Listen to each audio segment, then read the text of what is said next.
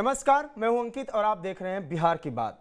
राहुल गांधी आज 18 दिन बाद फिर से पटना में संबोधित किए एक सभा को। दलित समाज को संबोधित कर रहे थे वो, और इस संबोधन में जगलाल चौधरी जी की जयंती थी, स्वतंत्रता सेनानी थे। इस दौरान राहुल गांधी ने कुछ दोबारा ऐसा कहा जो पटना की पॉलिटिक्स में, बिहार की पॉलिटिक्स में आग लगाने का काम कर रही है। प्रायोजक हैं cancer healer centre, a new beginning.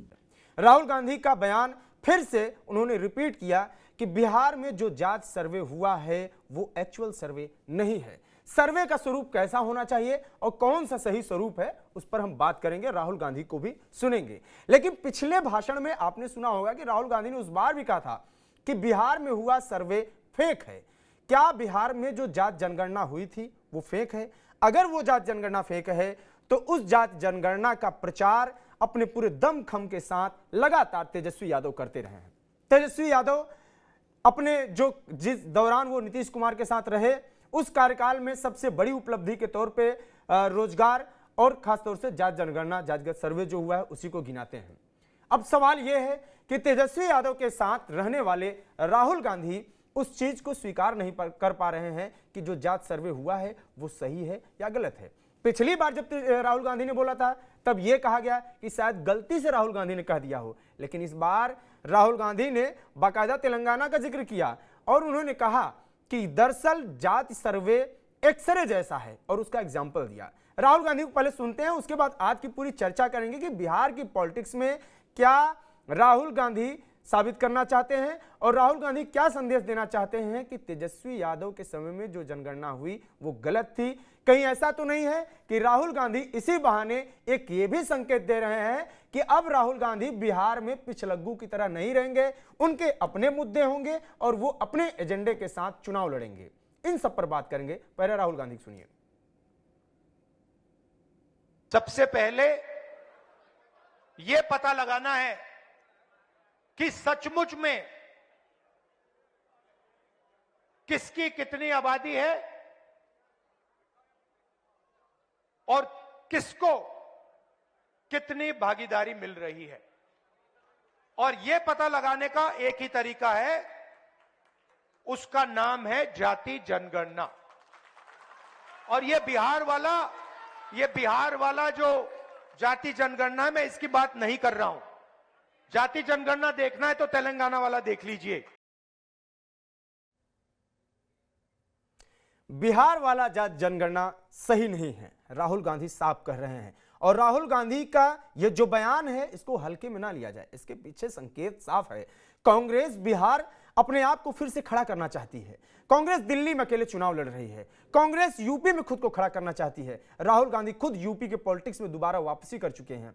क्या कांग्रेस फिर से अपने आप को इन 3 हिंदी बेल्ट और साथ में कुछ और हिंदी बेल्ट में रीऑर्गेनाइज करना चाहती है?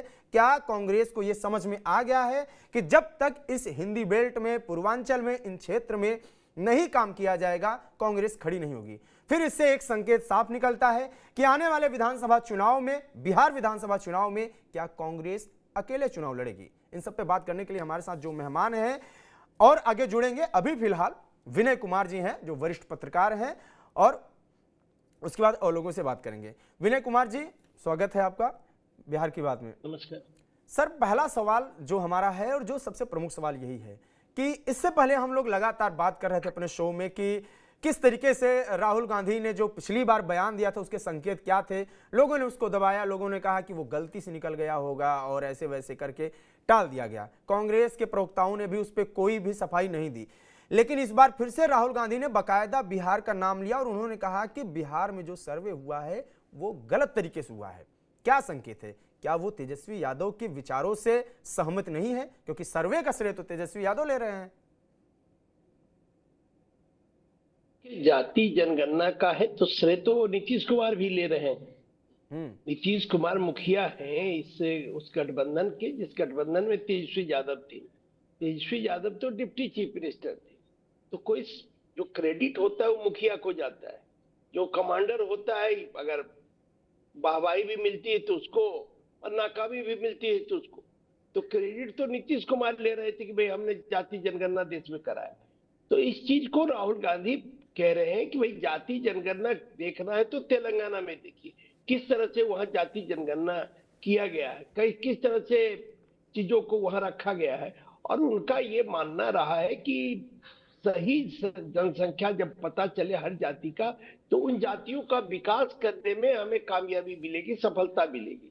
उनके लिए हम धनराशि बजट में प्रावधान करेंगे कि जो जाति पिछड़े हैं, जो समाज की मुख्य धारा में नहीं शामिल हो पाए हैं, उनको आगे बढ़ाने के लिए उसकी आवश्यकता है। और वो वेल्थ की बात भी कर रहे हैं कि कुछ ही लोगों के पास पैसा है, तो भाई नीचे जो गरीब लोग हैं उनके पास पैसा कैसे पहुंचे, उनके पास संपत्ति कैसे पहुंचे, ये भी एक चिंता का विषय है। तो राहुल गांधी इन चीजों को लेकर बिहार में इसको मुद्दा बनाने की कोशिश कर रही हैं और कांग्रेस को अपने पैरों पर खड़ा करने की उनकी कोशिश है। सर सवाल ये है कि आप अगर 6 महीने पहले देखिएगा सर, सवाल ये है कि आप अगर 8 महीने पहले 10 महीने पहले की अपनी ही बातों को भूल जाते हैं। आप जब सत्ता में होते हैं, ये सिर्फ तेजस्वी या नीतीश कुमार की बात नहीं है, राहुल गांधी भी उस वक्त अलायंस में थे। आप अपनी ही बातों को 10 महीने पहले 12 महीने पहले किए हुए चीजों को भूल जा रहे हैं कि उस सर्वे में हम भी शामिल थे, जिसको हम फेक बता रहे हैं, खुले मन से फेक बता रहे हैं। इसके अलावा जब आप बात करते हैं कि देश के जो किताबें लिखी जा रही हैं, जो देश का इतिहास लिखा जा रहा है, या जो शैक्षणिक संस्थान हैं, या जो पत्रकार हैं, या देश के जितने भी IAS PCS हैं, इन सब में दलित समाज का कहीं भी नेतृत्व नहीं है। जो लिखा जा रहा है, जो लिखी जा रही चीजें, उसमें दलित समाज का नेतृत्व नहीं है। तो क्या ये चीजें 12 साल से हट गई हैं? इसके पहले तो कांग्रेस ही थी। क्या सारी चीजों को राहुल गांधी भूल जाते हैं? और ये तो 10 महीने की बात है, इसको कैसे भूल सकते हैं कि वो खुद पूरे डंके की चोट पर सर्वे कराए और उसी सर्वे मॉडल को पूरे देश में लागू करना चाहते थे। नहीं, आप जब देखिएगा आजाद भारत में जब 37 में चुनाव हुआ पहली बार, स्वायत्तता वाली बात हुई, तो 11 राज्यों में चुनाव हुआ था देश के, और उसमें 8 राज्यों में कांग्रेस की सरकार बनी थी। बिहार में भी उस समय प्रधानमंत्री कहलाते थे श्रीकृष्ण सिंह, बिहार के पहले प्रधानमंत्री थे। तो उस सरकार में जगलाल चौधरी मंत्री थे। जगलाल चौधरी क्या थे? पासी समाज के थे। कितने पढ़े लिखे थे? तो MBBS से 4th ईयर के छात्र थे और आजादी के मूवमेंट में कूद पड़े। तो उस समय तो कांग्रेस का दबदबा था। तो पासी समाज के जगलाल चौधरी को 4 ही मंत्री बने थे, उसमें जगलाल चौधरी को मंत्री बनाया गया था। बाद के वर्षों में जगजीवन राम बड़े दलित चेहरा के रूप में बिहार से उभरे, उनको कांग्रेस पार्टी ने तवज्जो देने का काम किया, डिफेंस मिनिस्टर रहे। उन्हीं के जब वो डिफेंस मिनिस्टर थे तो 71 में बांग्लादेश से का युद्ध भारत से जीतने में कामयाब हुआ था। तो इस समाज को बनाने में या देश को बनाने में सभी जाति धर्म के लोगों का श्रेय होना चाहिए, सभी का कंट्रीब्यूशन होना चाहिए। कोई एक व्यक्ति एक समाज देश को नहीं बना सकता है। देश को बनाने के लिए सभी जाति धर्म के लोग जो भी भारत में बसने वाले लोग हैं, जो भारत के नागरिक हैं, उन सबका सामूहिक प्रयास होना चाहिए कि मेरा देश कैसे आगे बढ़े। और राहुल गांधी बात कर रहे हैं कि भाई सभी को उसका अधिकार मिले, तो ये तो अच्छी बात है। जी जी, ठीक है। डॉक्टर संजय कुमार जी जुड़ गए हैं, इनका स्वागत है, और इंद्रभूषण कुमार जी भी जुड़ गए हैं। डॉक्टर संजय जी के पास चलेंगे हम।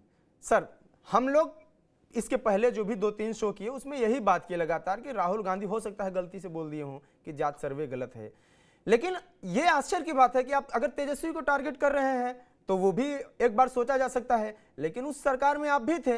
क्या है संदेश, क्या चाहते क्या है राहुल गांधी? क्या ये जानबूझ के गलती कर रहे हैं? बिहार को की जो जात सर्वे हुआ है उसको स्पेशली टारगेट कर रहे हैं, और तेजस्वी यादव और उनकी पूरी पार्टी इस पर कोई भी बयान नहीं दे रही है। एक बार तेजस्वी यादव भी कह दें कि मुख्यमंत्री नीतीश कुमार नेता थे, वही सब कुछ करता धरता थे, उन्होंने गलत तरीके से सर्वे करा दिया। ये अगर तेजस्वी यादव कहते हैं, RJD कहती है, तब तो माना जाएगा कि गठबंधन का सुर एक साथ है और इन लोगों के साथ जबरदस्ती हो गई, गलत तरीके से सर्वे हो गया। लेकिन तेजस्वी यादव उस चीज का प्रचार कर रहे हैं। आज भी वो वही प्रचार कर रहे हैं कि नीतीश जी तो फालतू में श्रेय ले रहे हैं, हमारे साथ गठबंधन में आए इसलिए जात सर्वे हुआ। तो फिर राहुल गांधी का ये सुर अलग क्यों है? नहीं, बिल्कुल आपने सही कहा कि RJD तो पूरा श्रेय लेने में लगी हुई है कि हमारी वजह से ही जातीय सर्वे हुआ, और राहुल गांधी जी जातीय सर्वे को फेक बता रहे हैं। कह रहे हैं कि ये मूर्ख बनाने के लिए लोगों के लिए किया गया था। असली जातीय सर्वे तो तेलंगाना में हुआ, कर्नाटक की बात तो नहीं करते हैं।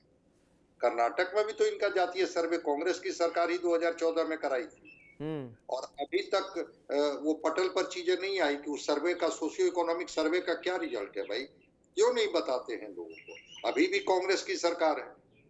अगर राहुल गांधी जी को लगता है कि असली कौन नकली कौन, तेलंगाना वाला असली, बिहार वाला नकली, तो बिल्कुल आपने सही कहा कि गठबंधन की सरकार थी। उसी समय आपको आवाज उठानी चाहिए थी कि नहीं, ये तो मूर्ख बनाने के लिए सर्वे कर रहे हैं, ये गलत सर्वे है, ये फेक सर्वे है। अगर विपक्ष उस समय आवाज उठा रहा था तो उस समय तो आप चुप थे, और आज जब आरजेडी इसका पूरा क्रेडिट लेने की होड़ में लगी हुई है तो आप कहते हैं कि फेक है, और आरजेडी बिल्कुल इससे अपने को किनारे कर लेती है। अगर ये फेक है तो विपक्ष के आरोप सही है। अगर उस समय विपक्ष में भारतीय जनता पार्टी थी या एनडीए थी तो विपक्ष के आरोप में दम है कि ये सर्वे जो है वो सही नहीं था। तो राहुल गांधी जी क्या बोल रहे हैं, क्यों बोल रहे हैं, ये तो राहुल गांधी जी बेहतर बताएंगे। लेकिन हाँ, ये बात मैं जरूर कहता हूं, यू टर्न कांग्रेस जिस तरह से कर रही है, नेहरू कभी भी इसके पक्षधर नहीं रहे कास्ट सेंसस के। ये इंदिरा गांधी जात पर न पात पर, इंदिरा जी की बात पर मुहर लगेगी हाथ पर। राजीव गांधी ने मंडल कमीशन का विरोध किया। राहुल गांधी जी को दिख रहा है कि असली मुद्दा यही है। अगर हम जाति गिन लिए तो समझिए कि हम सबसे बड़ा क्रांति कर देंगे, भारत में क्रांति आ जाएगी। लीजिए ना, कौन रोके हुए है? आप ही का तो सोशियो इकोनॉमिक सर्वे किया हुआ है। यूपीए की सरकार 14 में नरेंद्र मोदी जी आए, उसके पहले यूपीए की सरकार ने तो कराई है ना, जरा उसको प्रकाशित कर दीजिए।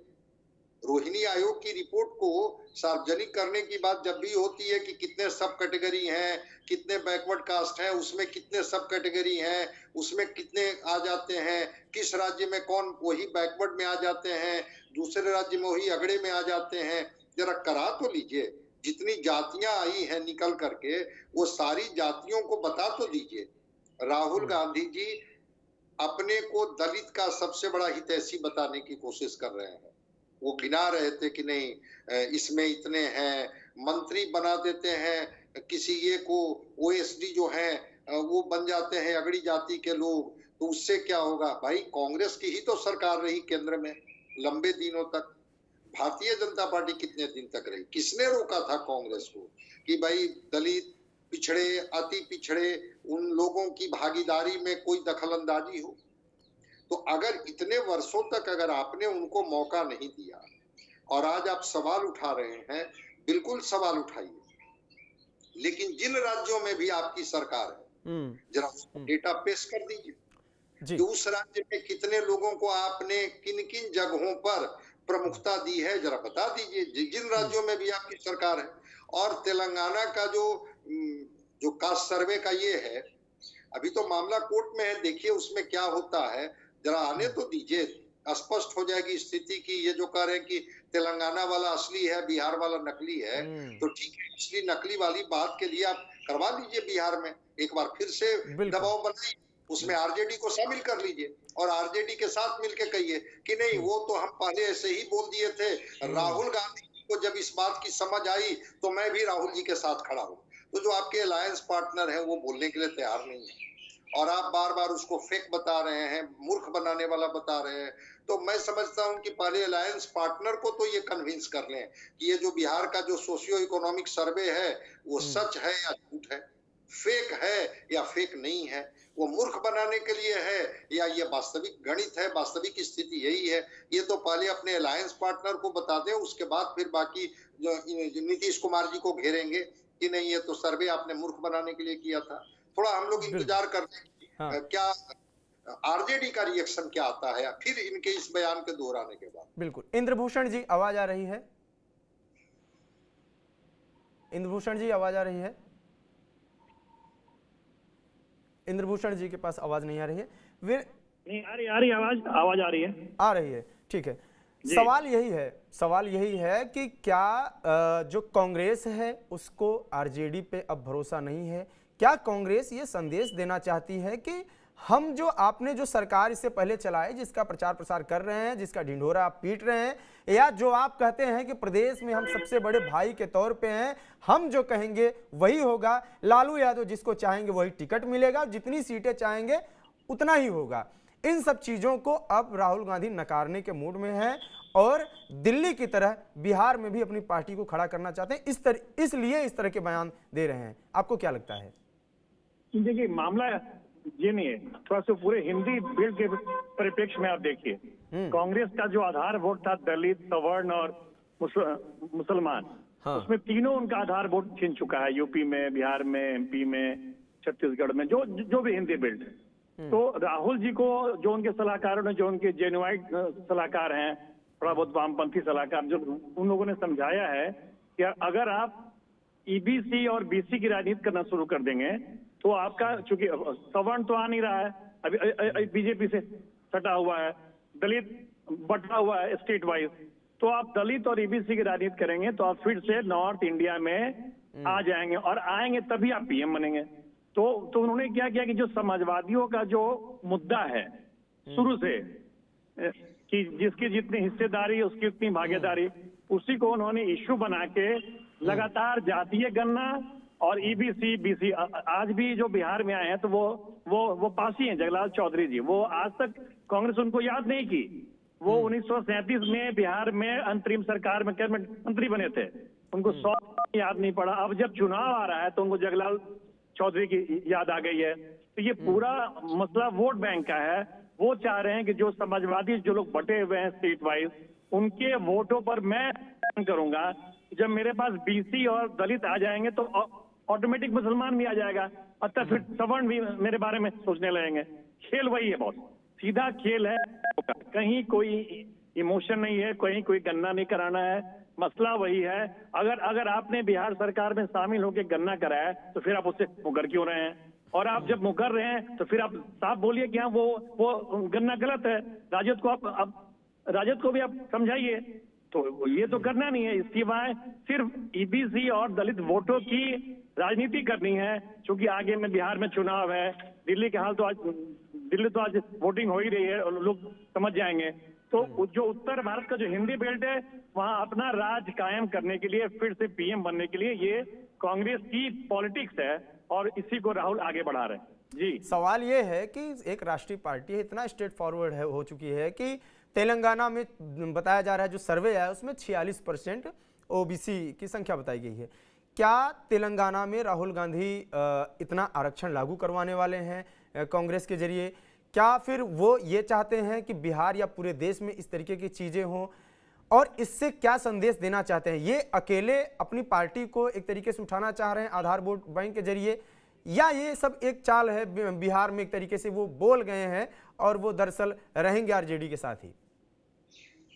अभी जो कांग्रेस की स्थिति है, बिहार में कांग्रेस के प्रमुख हैं लालू यादव, उत्तर प्रदेश में कांग्रेस के प्रमुख हैं अखिलेश यादव, झारखंड में कांग्रेस के प्रमुख हैं हेमंत सोरेन, जो मैं जानता हूं। अभी वो लोग जो चाहेंगे वही होगा, लेकिन ये आगे की अपनी राजनीति कर रहे हैं। अगले लोकसभा चुनाव तक इनकी मंशा है कि दलित और ईबीसी वोट मेरे तरफ आए। उसके लिए उन्होंने लंबी राजनीति अपनी शुरू की है, क्योंकि उनके जो आधार वोट था वो छिन चुका है। तो जब तक कोई एक बेस वोट नहीं आएगा तब तक तो अगला वोट आएगा नहीं। तो उनको लग रहा है कि अगर ये क्षेत्रीय पार्टियों में जो बटे हैं समाजवादी लोग, उनके वोटों पर मैं अगर कब्जा कर लूंगा तो धीरे धीरे मेरा जो बेस वोट है, मुसलमान भी फिर दलित भी आने लगेगा। खेल यही है बहुत, ये लंबा खेल है। ये अगले लोकसभा चुनाव का वो खेल खेल रहे हैं। उनको बिहार से, यूपी से, झारखंड से कोई मतलब नहीं, मेरा मानना है। वो ऐसा नहीं कि वो ये सब बोल के बिहार में 100 सीट पर लड़ने जा रहे हैं। यहाँ सीट तय करेंगे लालू यादव, उनको 35-40 सीट देंगे, बहुत ये लोग हल्ला करेंगे तो 60 सीट देंगे।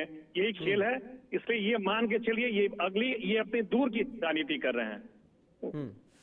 सर विनय कुमार सर, मुकेश सहनी एक बयान दिए हाल फिलहाल में, एक जगह एक कार्यक्रम में गए थे, उन्होंने कहा कि 40 विधायक हमारे कम से कम आएंगे इस बार, 40 जगहों पे हम चुनाव लड़ेंगे। और मतलब एक तरीके से हर इंसान अपना दावा करता है, वो भी अपने पार्टी का दावा कर रहे हैं। मुकेश सहनी ने ऐसा किया। कम्युनिस्ट पार्टियों को जब देखें बिहार में जिस तरीके से हाल फिलहाल की समीकरण रहे हैं, जो पॉलिटिक्स हुई है और जो परफॉर्मेंस रहा है, वो कांग्रेस से कहीं भी कमजोर नहीं रहा है। पिछले विधानसभा चुनाव में देखें, उसके बाद लोकसभा चुनाव में देखें। ऐसे में राहुल गांधी जो कार्यक्रम कर रहे हैं, वो सभाएं कर रहे हैं, जो भी इसके पीछे एकमात्र मंशा ये देखा जाए कि ये जाति जनगणना, ये सारी चीज़ें इन सब पे ही लड़ना चाह रहे हैं या अकेले लड़ना चाह रहे हैं, या इनका पूरा ये भी एक तरीके से प्रयास है कि ये आरजेडी से अपनी पुरानी जो 70 सीटें हैं कम से कम उतना तो ले लें, इसलिए ये दबाव सिर्फ बनाने की कोशिश कर रहे हैं।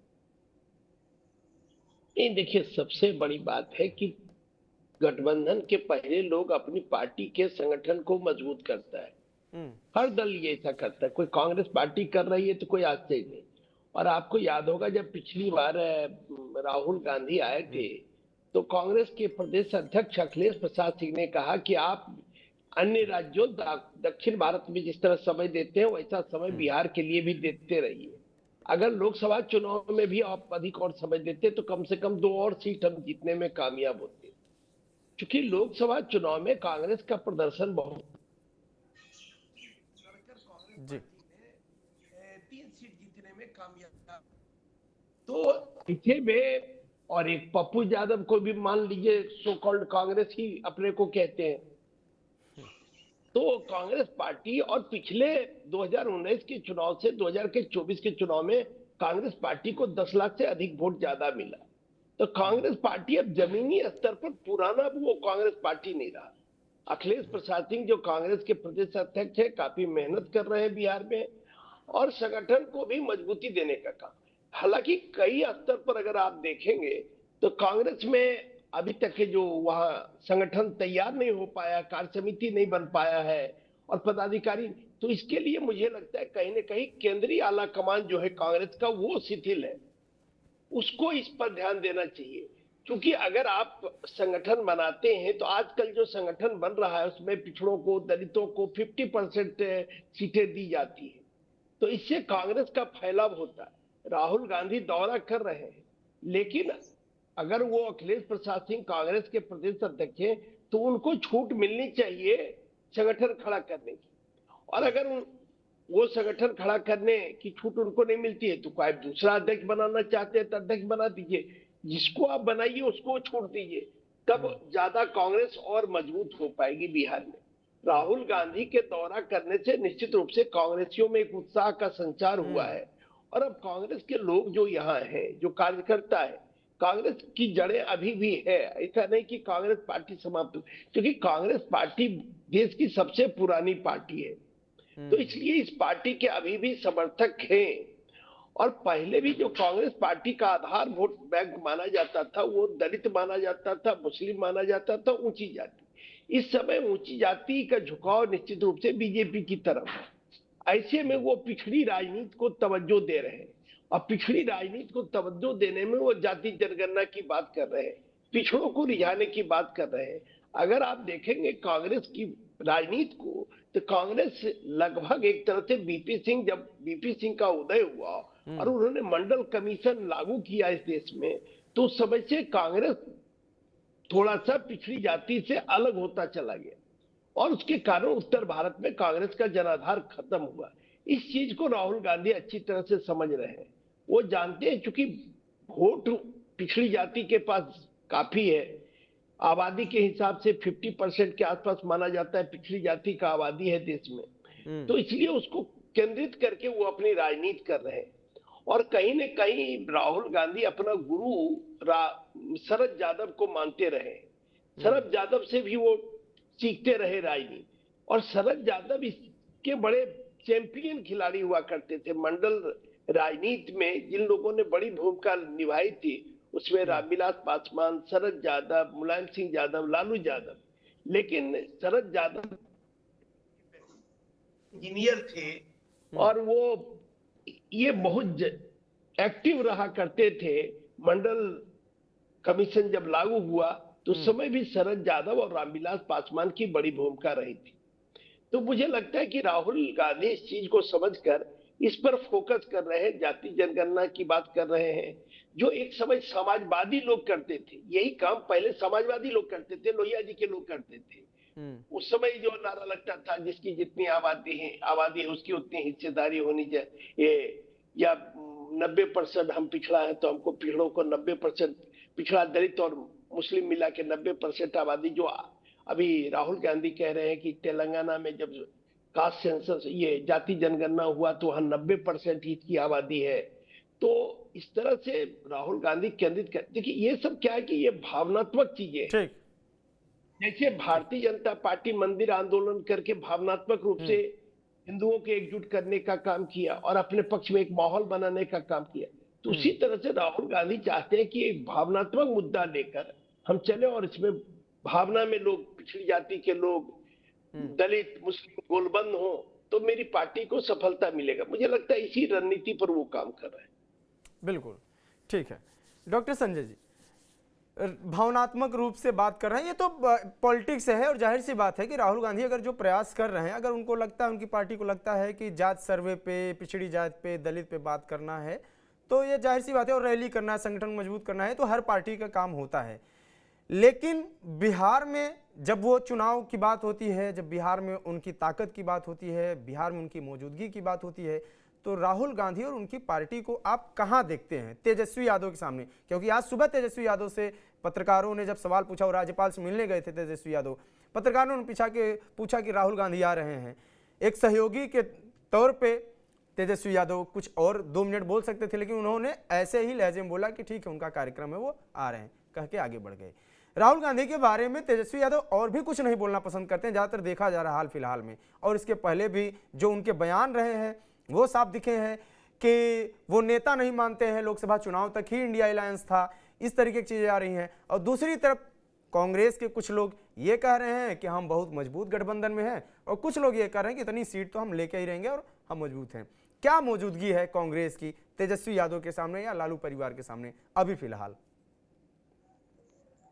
देखिए, राहुल जी कितने गंभीर हैं, कितने ये हैं। आज तो उन्होंने कहा कि संविधान के निर्माता डॉक्टर भीमराव अंबेडकर थे और उसके निर्माण में गांधी जी की भूमिका थी। बस यही दोनों लोगों ने मिलकर के संविधान बनाया। और अगर आरएसएस जिस दिन हाथ जोड़ करके अंबेडकर जी के सामने खड़ी हो जाएगी, मैं समझ जाऊंगा कि हाँ, असली संविधान की बात अब हो रही है।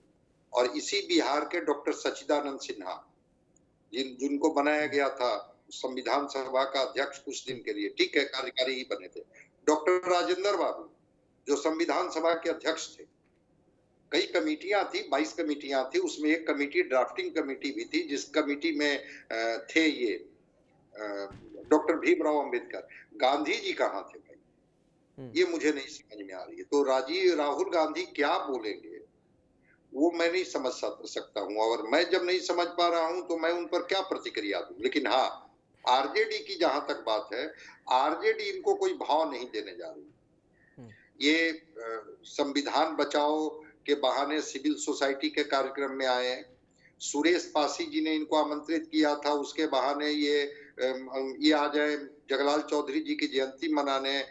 इस खेल को आरजेडी समझ रही है। और लालू प्रसाद जी का बस अर्जुन की तरफ, बस उनका निशाना मछली की आंख की तरफ है कि किसी भी तरह से तेजस्वी यादव को 2025 में मुख्यमंत्री बनाना है।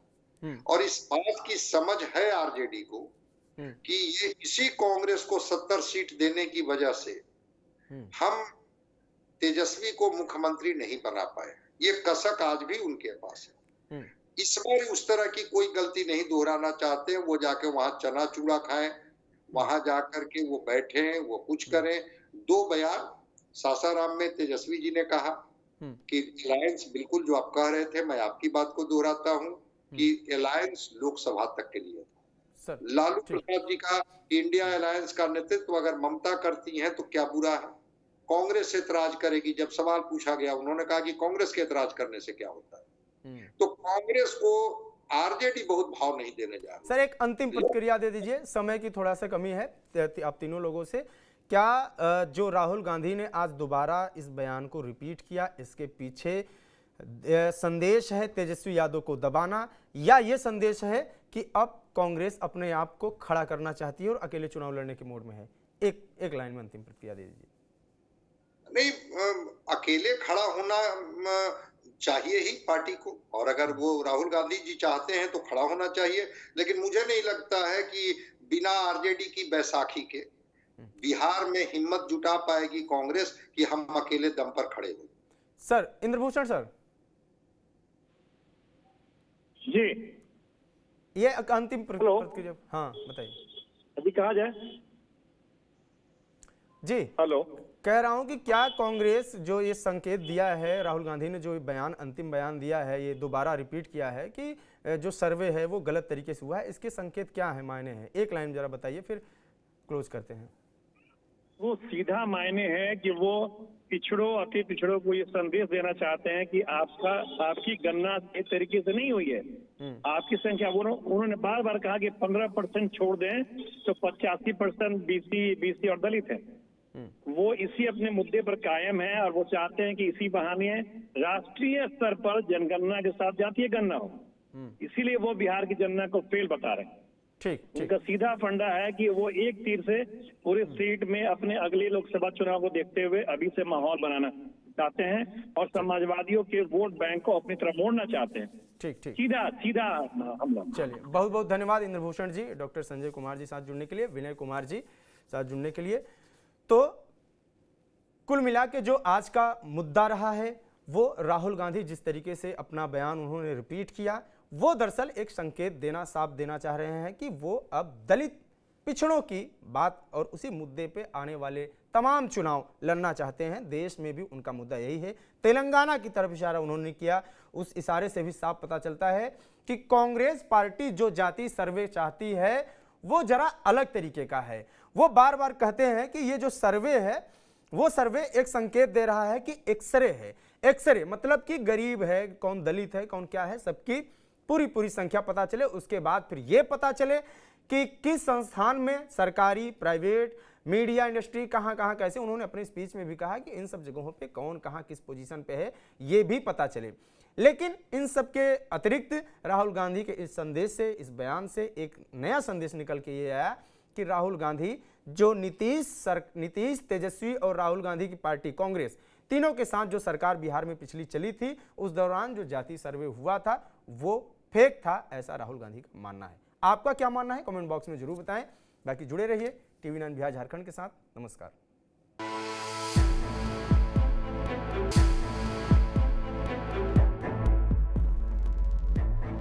प्रायोजक हैं cancer healer centre, a new beginning.